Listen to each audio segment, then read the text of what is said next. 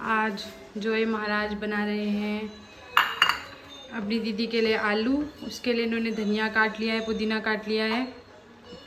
Joy की दुनिया सबसे हसीन, सबसे मस्ती वाली। जब भी जॉय सैड होता है तो वो कुकिंग करता है। कुकिंग में ही उसे दिखता है अपना असली टैलेंट।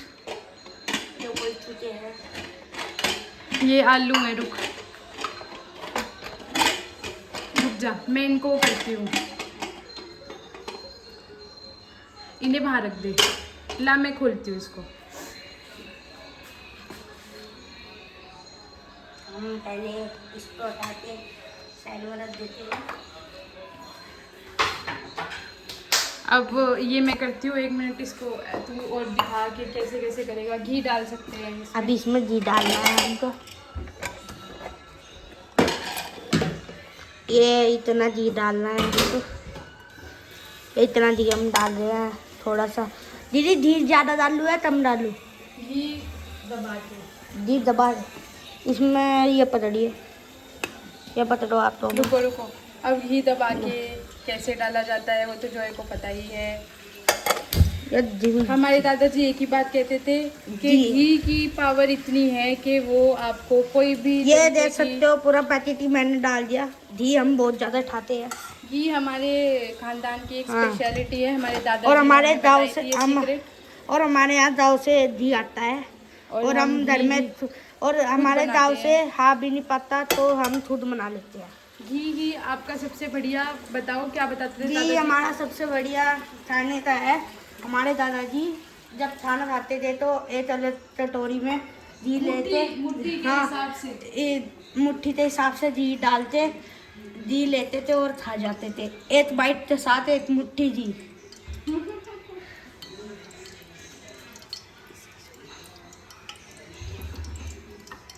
अभी हम धनिया और पुदीना है और हम इसमें डाल रहे हैं। 3 चम्मच दीजिए। अभी हम चम्मच देंगे फटाफट। 3 चम्मच दे दो। अभी दोस्तों पहले चम्मच ले लेते हैं इसे मिक्स करने के लिए। मिक्स करने के लिए चम्मच ले लिया है हम। अब दोस्तों अभी इसे हम पहले मिक्स करते हैं। और आप बनाओ तो दूर होते ही बनाना, क्योंकि ये छींट मारते हैं तेल की और जिससे आपके हाथ पर तो हार्म भी पहुंचा सकता है। ये देखिए कैसा हरा हरा हुआ है। अब इसे अच्छे से भुना लेते हैं। अभी दोस्तों हमने अच्छे से मिला दिया है। इसमें मिर्ची आएगी, मिर्ची आ जाएगी। मिर्ची को हम ऐसे ही डालते हैं जिससे कि ज़्यादा हमें लगे भी ना और ये अपना काम भी कर दे।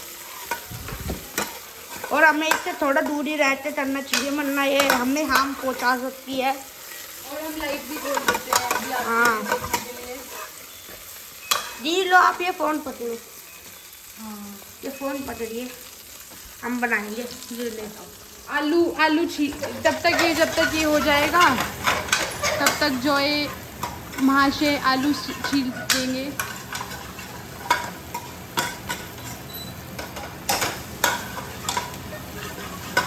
बस इसको अब हम कम आंच पे रख के, कम आंच पे ही इसको पकने देंगे। मैं चाहूँ तो इसमें आग भी ला सकता हूँ, लेकिन मैं ऐसा करता नहीं क्योंकि ऊपर पुदीने वगैरह पेपर रखा हुआ है यहाँ पे। हाँ, तो ये अपने टैलेंट्स को ज़्यादा वो नहीं करना चाह रहे हैं अभी। इसको हम यहीं पे छोड़ देते हैं जो है।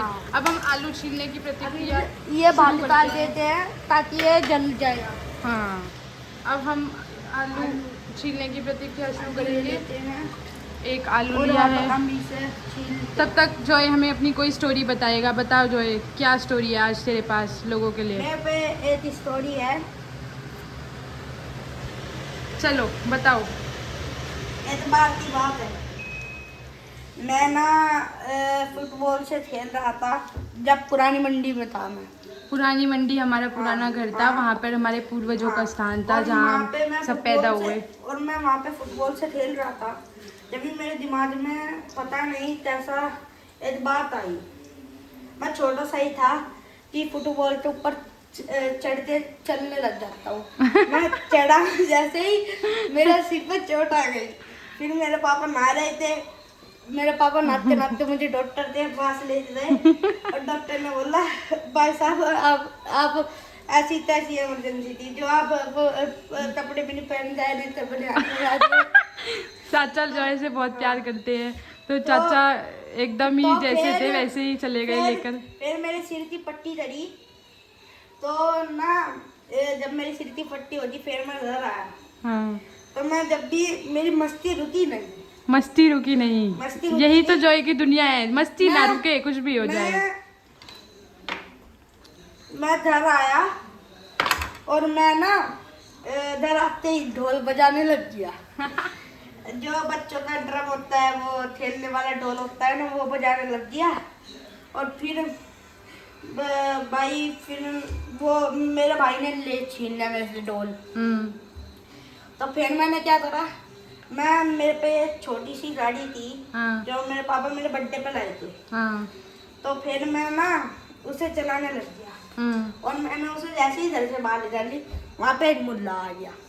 मुल्ले अंकल मतलब मुस्लिम अंकल। तो फिर ना भाई वहाँ पे मैं जैसे ही निकला, उनकी गाड़ी और मेरी गाड़ी का एक्सीडेंट हो गया। मुझे तो चोट लगी नहीं ना, मेरी गाड़ी तो तू छुई टूटी वगैरह। तो ना उनकी मुस्लिम अंकल जी बात गिर गई उनके ऊपर और उनका सिर नाली में चला गया। उनका मुँह नाली में चला गया। जहाँ पे हम पहले रहा करते थे वो एक काफ़ी मुस्लिम एरिया था, तो वहाँ पे काफ़ी हिंदुओं को ऐसे किया जाता था जैसे मतलब ये कब यहाँ से भाग जाए, तो उस तरीके का माहौल था। तो जो है अपने मन से बात बता रहे हैं। हमारे दादाजी का नाम था वो चौधरी ताराचंद सैनी। वहाँ पे सब उन्हें जानते थे। हमारा परिवार जो है वो भक्तों का परिवार है, ज़्यादातर जो हमारे परिवार में लोग निकले हैं वो भक्त रहे हैं। और मेरे दादाजी भी बहुत बड़े भक्त थे ताराचंद जी। उनके जो पापा जी थे कुंदन लाल जी, वो भी एक बहुत बड़े भक्त थे माँ काली के और महाकाल के। तो अभी तो ये इन्फॉर्मेशन हमसे लुप्त हो गई थी, बहुत ज्ञान नहीं था हमें, लेकिन अब हम धीरे धीरे अपने ज्ञान को दोबारा से बढ़ा रहे हैं और उन देवी देवताओं को दोबारा से बुला रहे हैं अपने पास, अपने घर में, जो भी हमारे कुल देवी कुल देवता हैं। जॉय को बहुत ज्ञान है इस बारे में, बचपन से ही काफ़ी नॉलेजेबल है हर चीज़ में। और हमारे यहाँ ज़्यादा पूछते हैं भोलेनाथ जी, काली मैया और झारवी दुर्गा जी महाराज। हाँ, ये हमारे ये हमारे पूर्वज हैं। ये हमारे पूर्वज हैं जिन्होंने हमने तभी ना तभी सुना होगा या देखा होगा छड़ी दुग्धाल का मेला या छड़ी का मेला। हाँ, जो यहाँ पे पुल पे बढ़ता है काली के मंदिर पर, सहारनपुर में जो डबल फाटक मंदिर है, तो मतलब वहाँ पे ही होता है ना। हमारी छड़ी हमारे यहाँ पे सहारनपुर में 26 छड़ी होती है। हाँ, 26 छड़ी आती है वहाँ पे, लेकिन वो 26 छड़ी वहाँ पे थोड़ी देर के लिए लगती है और फिर चली जाती है। हमारी चौधरी छड़ी है। हाँ। मेरे पापा 26 छड़ियों के चौधरी है, तो इसलिए हमारी छड़ी का नाम चौधरी छड़ी भी है और ताराचंद छड़ी भी है।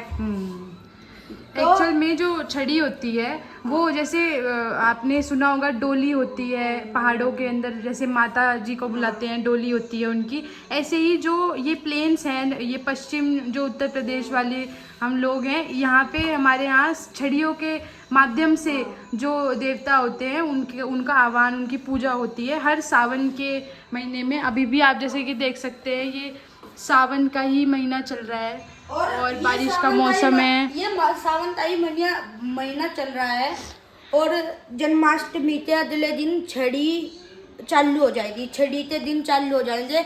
जन्माष्टमी आने वाली है कृष्ण जी। हाँ, उससे अगले दिन छड़ी।